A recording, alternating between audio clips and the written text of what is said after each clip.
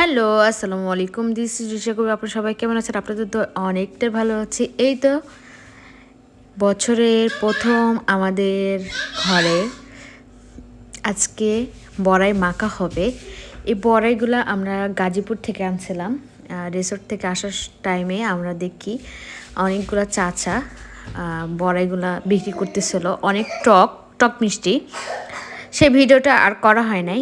আজকে ভর্তা করব। এখানে শুটমরিচ অনেকগুলো নিয়েছিলাম। এই শুটমরিচগুলো অনেক ঝাল। লাস্টে আমার এতগুলো শুটমরিচ তুলে রাখতে হয়েছে, এত পরিমাণে ঝাল ছিল। এই তো দেখেন ঝাল নাই, তারপরও একটু ঝাল হয়েছে। এত পরিমাণে ঝাল ছিল। একটা তেঁতুল ছিল, সেই তেঁতুল দিয়ে আমি খাচ্ছিলাম। প্রচণ্ড ঝাল ছিল আর এত টক ছিল। অনেক দিন পর আমি কাঁচা আসলে আমার ওইভাবে তো বাড়ি থাকলে খাওয়া হতো, আসলে শহরে আসার পর ওইভাবে আর তেঁতুল খাওয়া হয় না। পাকা তেঁতুলটা আর কি বাসায় থাকে সবসময়, কিন্তু কাঁচাটা নাই।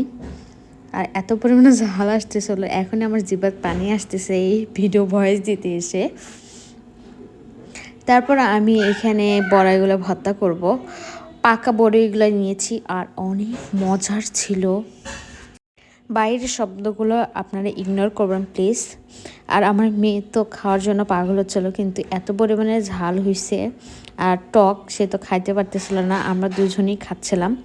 খুবই মজার হয়েছে, বছরের প্রথম ফল। খুবই মজা করে খাইলাম। অবশ্যই ট্রাই করবেন এখন পর্যন্ত যারা যারা ট্রাই করেননি।